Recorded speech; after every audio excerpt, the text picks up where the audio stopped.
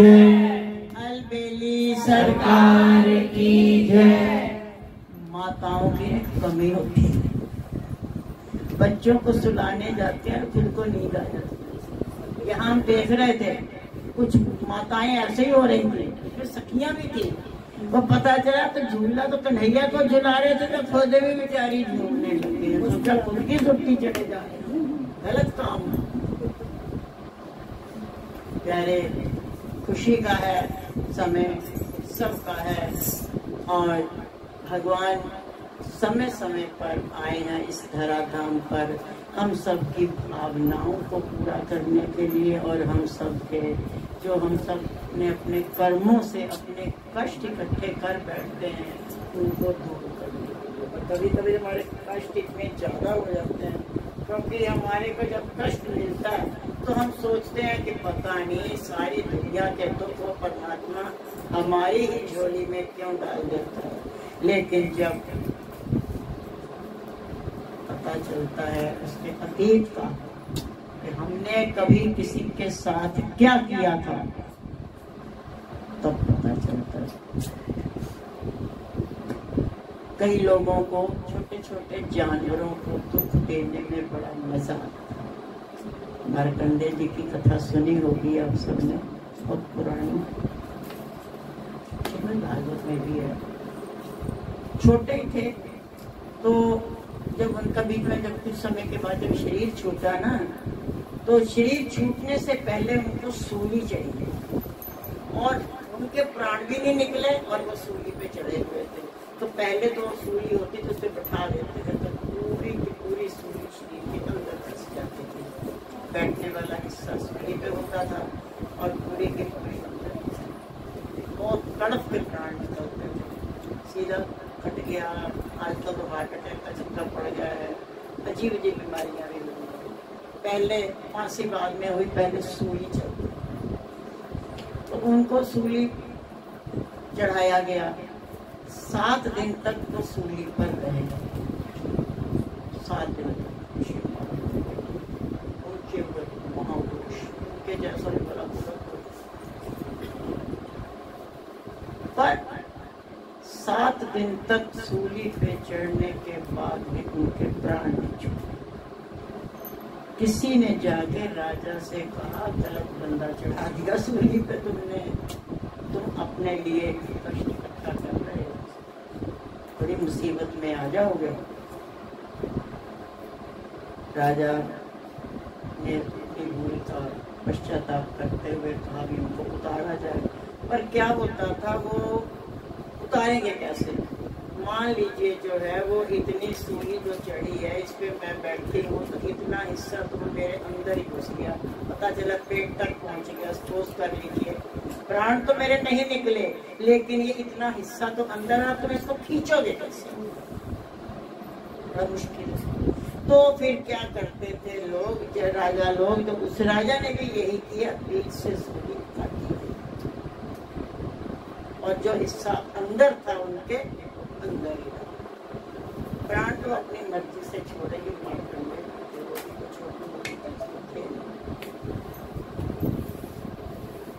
प्यारे।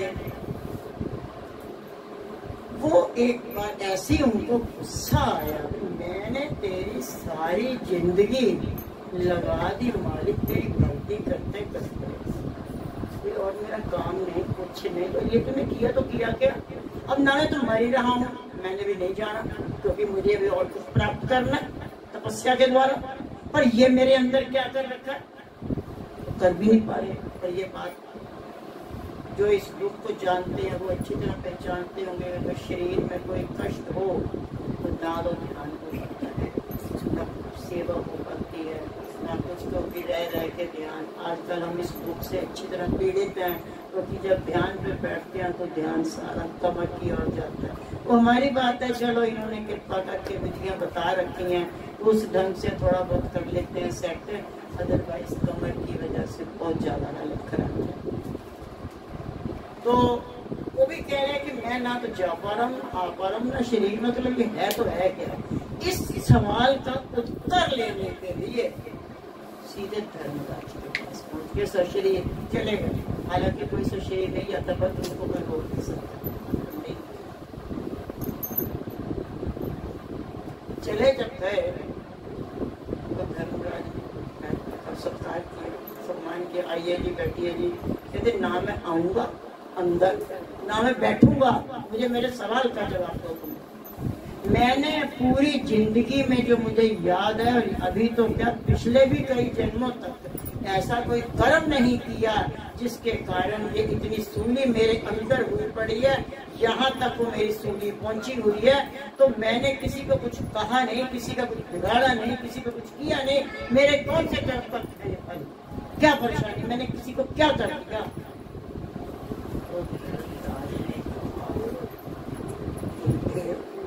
बख्शे एक छोटी सी भूल हुई है।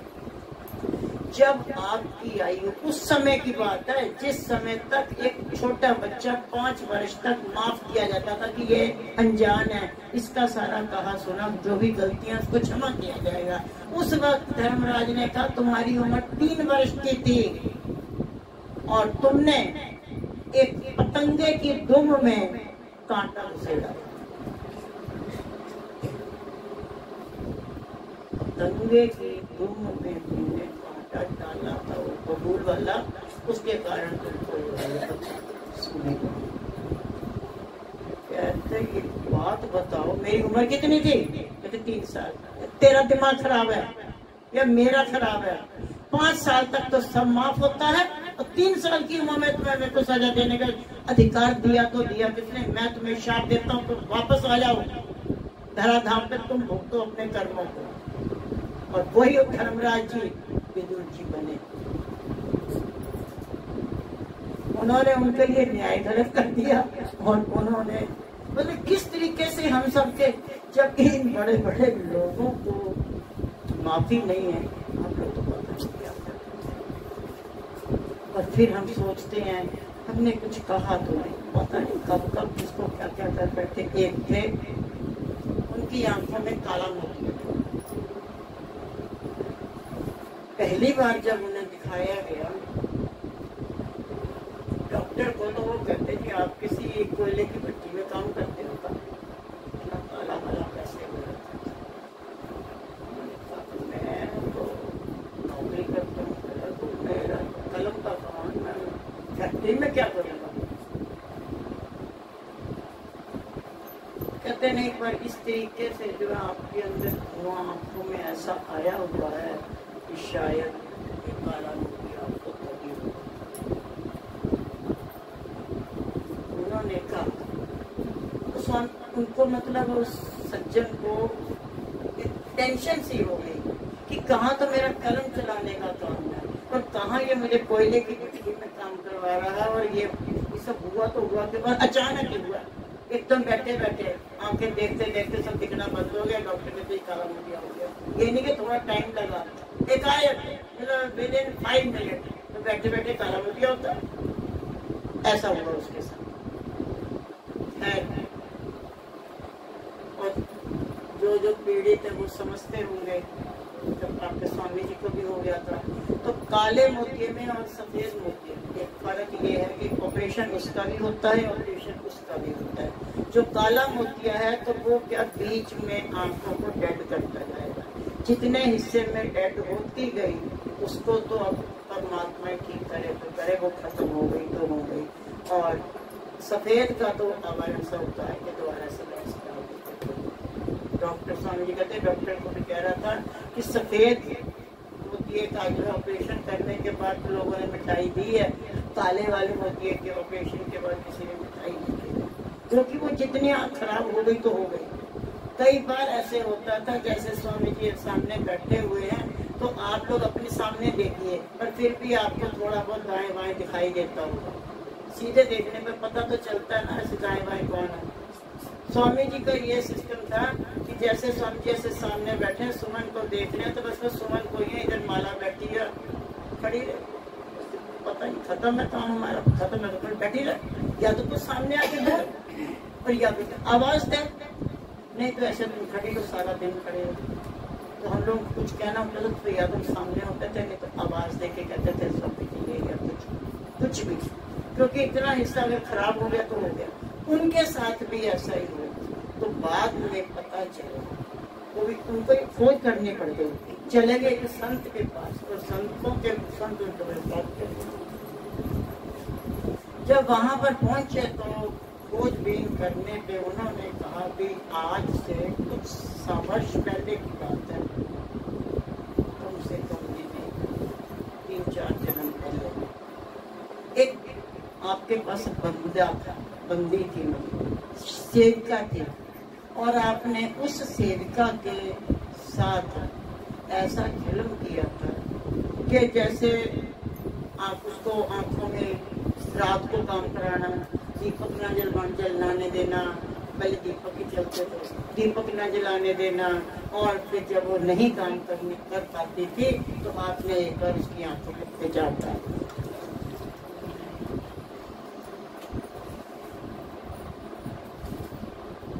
वो बंदा सोच में पड़ गया कि मेरा तो दूर दूर तक ऐसा कोई स्वभाव नहीं है,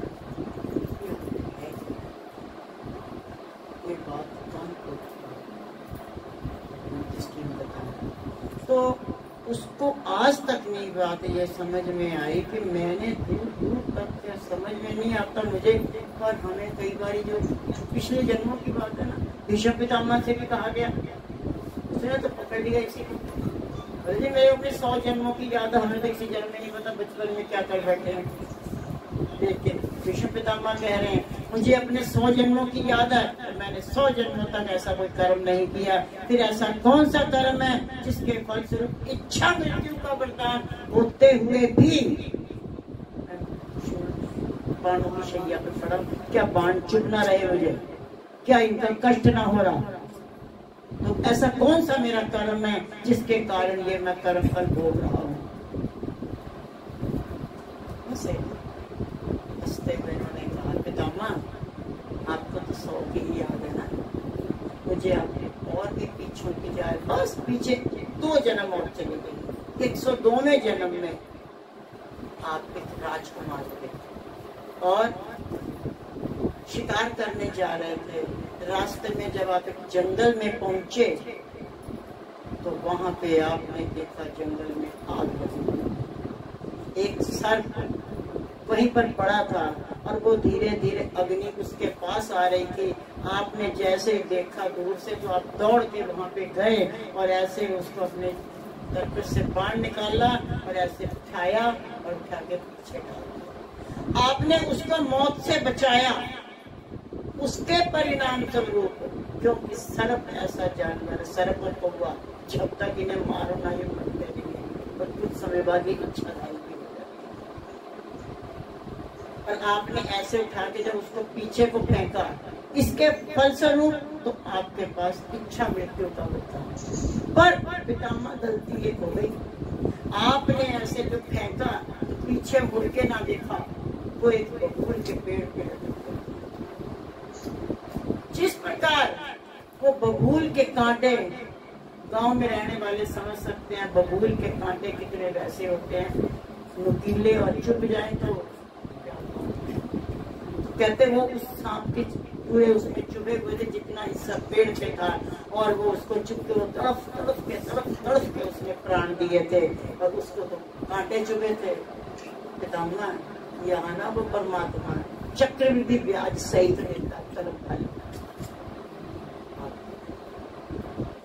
जब प्यारे इन लोगों की जो कि इतने सत्यवादी थे, जब इन लोगों का ये हाल है तो किसी तो पता नहीं जाने अनजाने कभी भूले से नहीं सोचेंगे किसी का भला कर देना, ना हो सके तो किसी के 2-4 मार के निकल पड़ेंगे। तो ऐसी सिचुएशन में परमात्मा हमसे कैसे खुश होगा? एक बड़ा अच्छा इसमें सीरियल आता है, भाई जी का सीरियल में बात चला,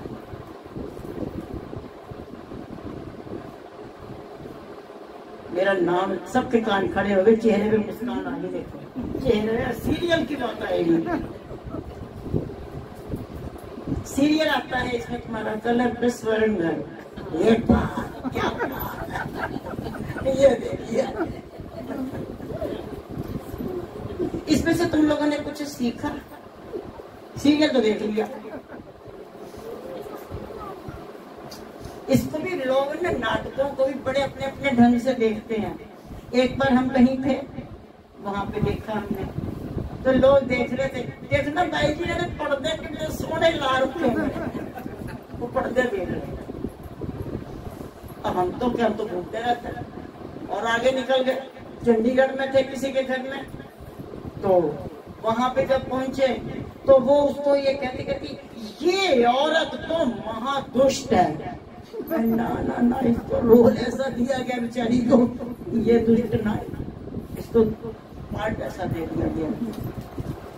तो क्या है, हम और दुष्ट वाला बात देख ली, पर जो सही है वो नहीं देखा। स्वर्ण घर से सही बताऊं, उस सीरियल से तुम लोगों को क्या मिला मुझे नहीं पता। तुमने पर्दे देखे हैं या कलर देखा है या क्या देखा है, क्या देखा वैसे कोई तो बता दो, क्या सीखा तुमने? तो सीखा उससे केवल देख के रह गए, टाइम पास करके रह गए। देखते हम भी हैं, पर नजरिया हमको उससे एक आत्म बल मिलता। कहाँ वो औरत स्वर्ण जो है महलों की रहने वाली, उसके पति देव उसको पैर जमीन पे नहीं लगाने दे रहे, रानी बना के रखा हुआ है। और आज पति की डेथ के बाद उसकी जो सिचुएशन बनी है, पर उस महिला ने हिम्मत नहीं छोड़ी। और अगर उसकी सास कुछ कहती भी है, अरे कैसे स्वर्ण ये अब कैसे होगा, ये देख कैसे क्या कर दिया, अरे बेबे कुछ नहीं करना, बाइबल सब करेगा। और परमात्मा उसकी मदद कहते हैं, हारिए ना हिम्मत, सारिए ना हरि का नाम, और तह विद रहिए जय विद राखे राम। पूरा पूरा स्वर्ण में ये दो बात सब तक तुम लोग पढ़ते और कपड़े और उसकी साड़ी और उसका लहंगा यही देखते। मुझे पता तुम लोगों की सोच का भी, तुम इससे आगे नहीं बढ़े, लेकिन देखने का, देखो तो कुछ सीखने की कोशिश करो। एक बार की बात है, एक ना वो मुजरा नहीं होते जो बोलते नाचने वाले, वो ढोल बजाते हैं सब, क्या बोलते हैं उसको, मुजरा ही होता है, ऐसे ही कुछ बोलते। वो सब नाच करने वाले वेश्याएं थे और सब उसकी पलटन लगी हुई थी गाने बजाने में, सब भीड़ इकट्ठी हो गई थी। और मैंने सुना है, देखो मैंने देखा नहीं है, ये नहीं देखा, इसके बारे में एक्सपीरियंस नहीं है, लेकिन सुना है कि ये जो गाने बजाने वाले होते हैं ना, जहाँ पे उन्हें करना होता है बीच चौराहे पे, पहले ये जोर से संगीत बजा देते हैं ताकि सब लोग इकट्ठे हो जाए। ये सुनी है बात, पक्का नहीं मुझे, जहाँ तक सुना है। तो वो संगीत बजा देते हैं ताकि जो सब लोग इकट्ठे हो जाए, और सब इकट्ठे हो जाते हैं, फिर वेश्या अपना काम शुरू करते हैं, गीत गाकर जैसे। उसी भीड़ में एक महात्मा जी खड़े हो गए थे, तो वो भी देखने लगे। और पीछे पवन बैठा था, पवन ने देखा। अब पवन का ध्यान और वेश्या से तो हट गया, वो महात्मा जी पे अटक गया कि ये महात्मा जी यहाँ पे क्या लेने आ गए, इनकी क्या समस्या भाई, इनको क्या हो गए, ये क्या करने आ गए। आखिरकार उससे रहा ना गया, तो उन्होंने पूछ ही लिया। इसका भी यही स्वभाव है, क्या कुछ होता तो पूछ लेता है। तो फिर उस समय महात्मा जी से भी इसने पूछ लिया कि स्वामी जी आप यहाँ क्या देखेंगे, आप क्या देखेंगे यहाँ, क्योंकि उसको ये था कि ये कपड़े और ये टॉपिक चेंज है ना, बिल्कुल अपोजिट है। तो ये महात्मा जी यहाँ करेंगे तो करेंगे क्या।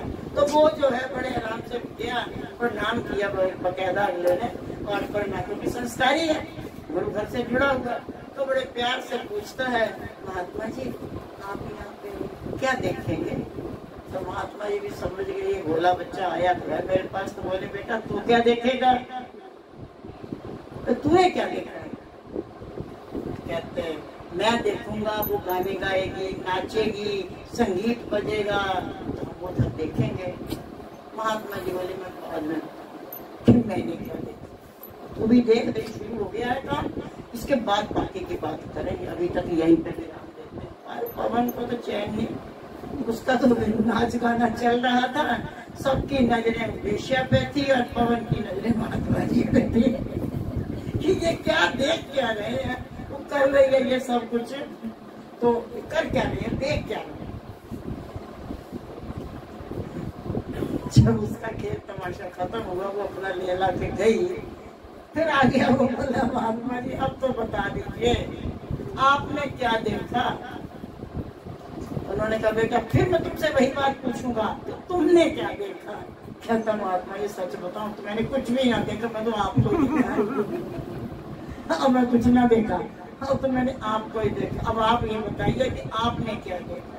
तो ये जरा सा ढोल बजाना ऐसे एक ताल में, ऐसे सीधा धम धम ऐसे। देखिए ध्यान से सुनिएगा, कुछ कह रही है। महात्मा जी ने कहा जब वो ढोलक बजा रहा था तो वो उसमें से आवाज आ रही थी, दिख है दिख है दिख है, अर्थात धिक्कार है धिक्कार है धिक्कार है। और वो एक और बजते हैं गाना, जरा उसको वो क्या है छेड़ने से, इसको बजाना भाई जरा सा हल्का सा।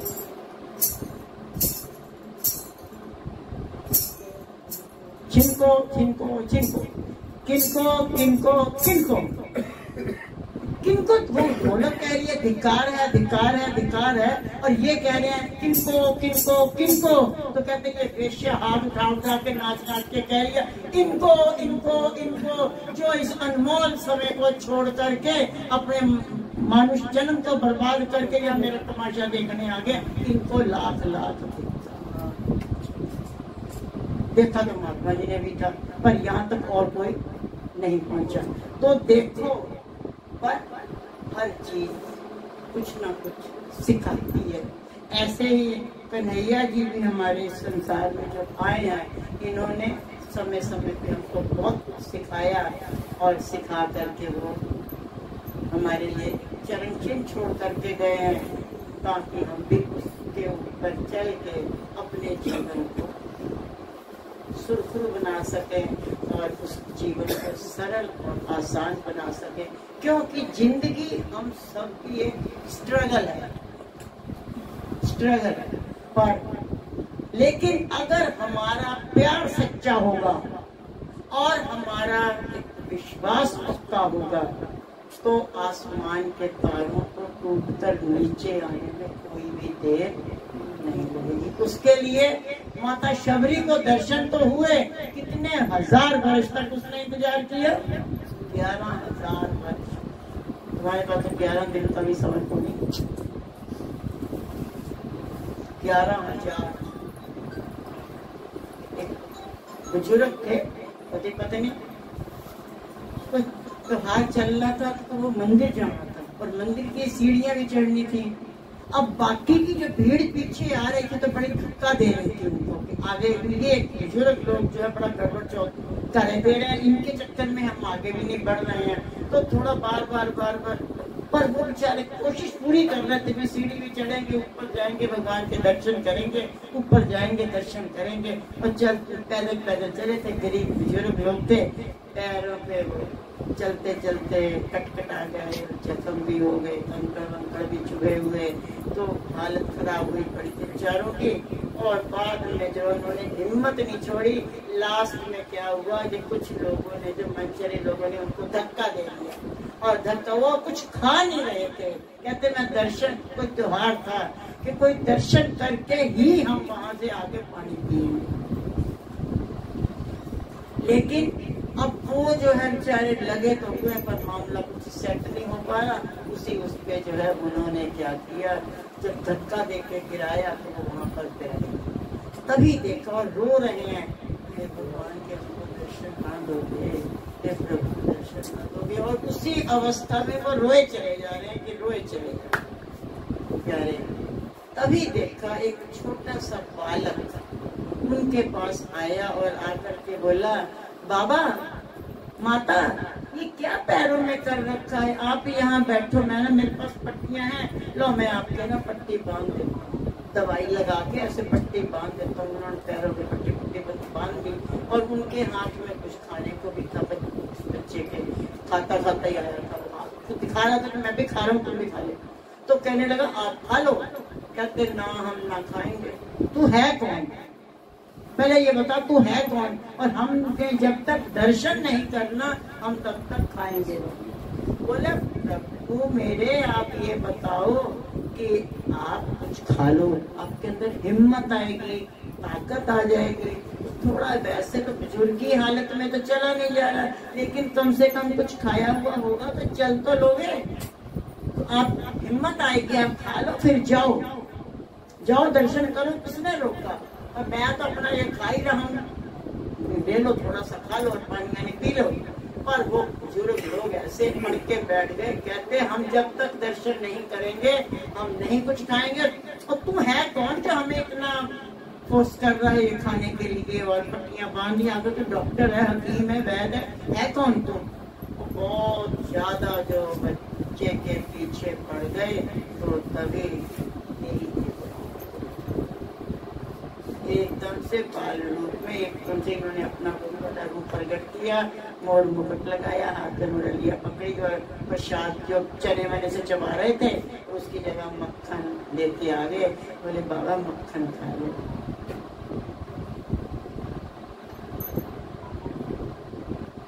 एक बार मक्खन देख रहे, एक बार खाया, किससे आएगा तो तन मन सब तभी बोले खा लो। मैं तो बाल रूप में आए थे, आगे बाबा के भी और माता के भी सब चुप कर दिया, पूरा खिला भी दिया और खिला के कहते अच्छा बाबा राधे राधे मैं जा रहा हूँ, जाओ दर्शन करके आओ।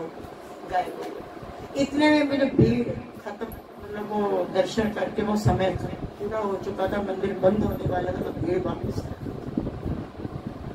सब लोगों ने देखा कि बाबा तो वो भाव में रो रहे थे बैठे, के दर्शन प्रभु ऐसे साक्षात दे।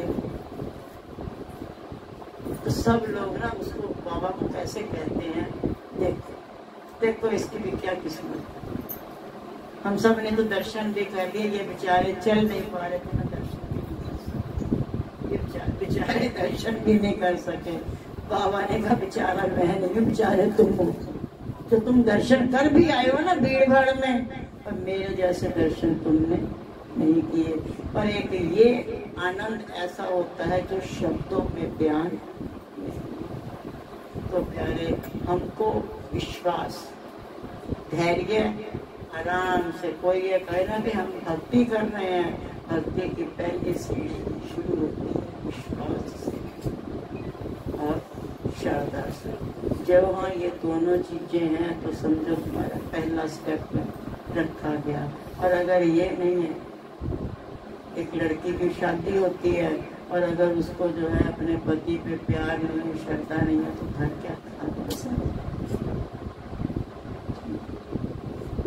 ऐसे ही हमें भी अपने मालिक पे पूरा पूरा भरोसा होना चाहिए, और उनका पूरा साथ तो है ही है, उस साथ को अनुभव करने का, अंदर से भाव प्रकट करने का जज्बा होना चाहिए। तो वो तो हमारे पास है कि सतगुरु इम्तिहान लेते हैं, वाले इम्तिहान देते हैं, प्रेमियों की जान लेते हैं, सतगुरु इम्तिहान तो लेंगे वो, और पास भी वही करेंगे, हमारे बस का ना पास होना, पास भी वही करेंगे। लेकिन इसके लिए हमें अपना विश्वास, अपना प्यार बरकरार रखना है। मालिक हमारे साथ है। और आपको ज़्यादा देर हो गई है, तुम्हारा अपना कार्यक्रम शुरू भी होना है, तो क्योंकि नहीं तो नींद में सब काम करते हो, तुम लोग की छुट्टियाँ चल रही है कि क्या हो रहा है, मामला कुछ ज़्यादा ही सीरियस हो गया है, इसलिए अपनी सुन समाधि से जागो, ज्यादा हो गया खेल तमाशा। हमारी वाणी को विराम देंगे, इसी के साथ ही बोलो जय का